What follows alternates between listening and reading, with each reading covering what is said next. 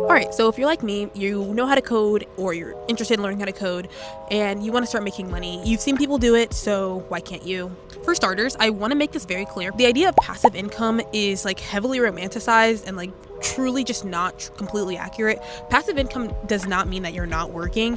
It just means that your work is like front load heavy. Please excuse me, like if you see me like covering my mic, it's because it's really windy outside. Passive income is front loaded heavy, which means like you do a lot of work on the front end before you actually start reaping the rewards. It really is like a test on that delayed gratification.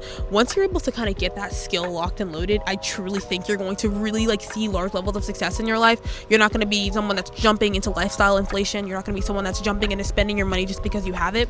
You're going to be making better, more rash decisions. So that is like a skill, delayed gratification, that you have to kind of really develop in order to truly like start implementing like passive income and making passive income in your life.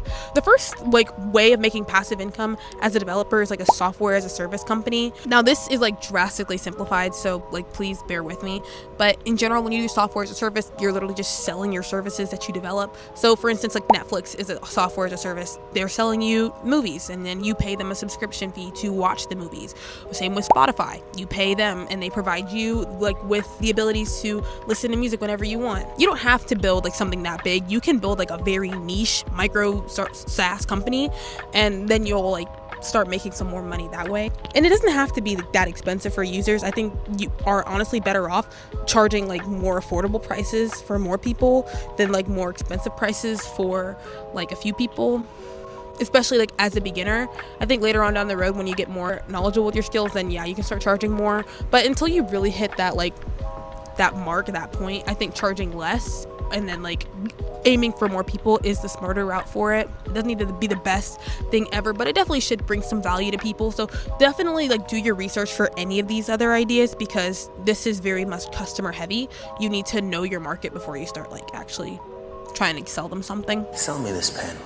Some examples for this, just to give you some help, is like simple productivity tools, automated scripts into web apps, or like a niche little Chrome extension, something where people will pay you for like the thing you're developing pretty much. Pretty scalable, but sometimes the marketing is kind of difficult actually getting like customers on board. The next thing that I have is like developer focused like digital products.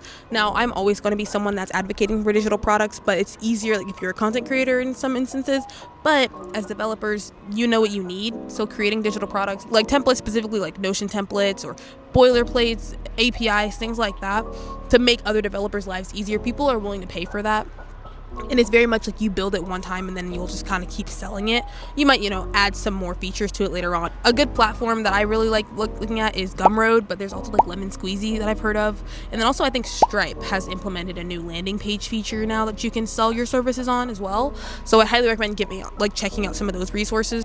The next passive income source is educational content. Like I said previously, content creation is very profitable if you like genuinely like take better advantage of it. It is not something that you can just do and like leave and post whenever you want. You have to be consistent with it at some point. I see my best growth when I'm posting consistently, but if you are posting for a specific niche, like specifically how to code this, how to code that, building mini courses, building on YouTube, doing paid guides, things like that, people pay for knowledge, especially if it's like around using AI, implementing the newer technologies in their systems. That's something that's going to make them a more cutting edge tech, like software engineer, developer, data analyst, whatever. So people are going to pay for what's going to get them hired pretty much, and they're going to pay for what's going to keep them hired because if you look, people are getting fired left and right. All right, so like that's the methods to it all, but to actually make money, this is honestly the most important part of the video. There are certain things you need to do and like mentally prepare for going and like making like passive income specifically as a developer. The first thing, like I said in the very beginning, you need to know this is going to be very front end heavy. Be ready to do 6 to 18 months worth of work just to like really start making some money and have it rolling in. Because genuinely, people that think it's like 3 to 4 weeks, it genuinely takes more time than that. You need to learn how to code. Like you genuinely need to learn how to code. I have a lot of resources like all over my channel talking about that. Codecademy, Codecrafters, Scrimba, those are all great platforms for learning how to code for free.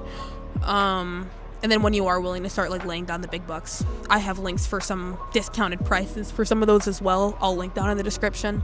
Learn to code, actually like track your stuff. I personally use Notion for tracking everything. Not sponsored. I just like genuinely like all these platforms that I'm pushing to you. There's a plethora of different GitHub repositories for that. And then also when you are making money from something, you are now a form of a business owner. So you need to have some form of like market analysis knowledge. I personally really recommend like using AI, using ChatGPT. Like right now, I'm in the process of creating my own startup.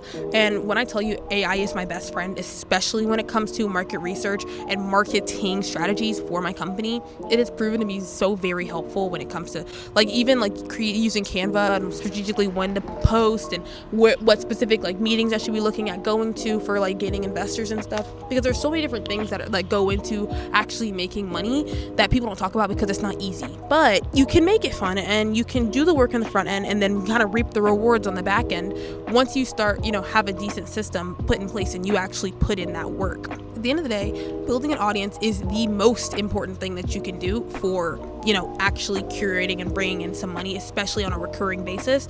So whether you are willing to put in that front end investment and any money on advertisements and stuff, or if you're gonna, do something like me and actually create a little audience, it's up to you when it comes to your specific strategy for that and your like willingness to invest in that regard.